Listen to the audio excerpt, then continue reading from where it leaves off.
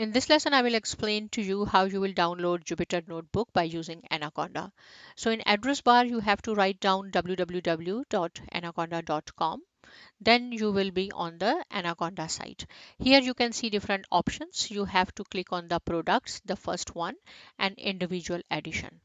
As soon as you will click on the individual edition, you will see, if you will go down a little bit, the download option is there.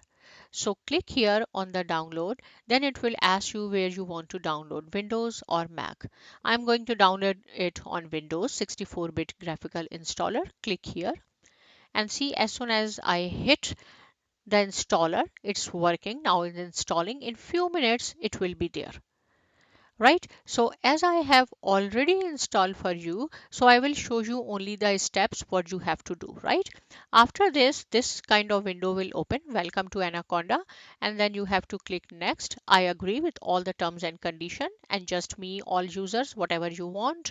And then here next, go to the browse where you want to download it, maybe on desktop or USB, wherever you want, right?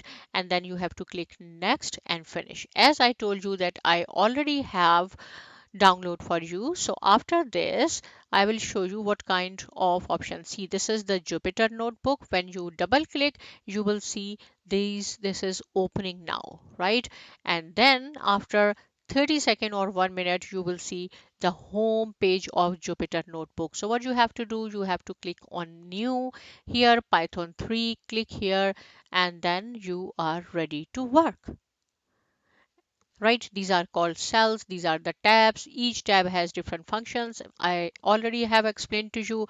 I have received many requests from students that you are teaching Python but we do not know how to download Jupyter notebook, so I made this video for them. So please download it today and start working and enjoy Python. See you in the next lesson, and thank you.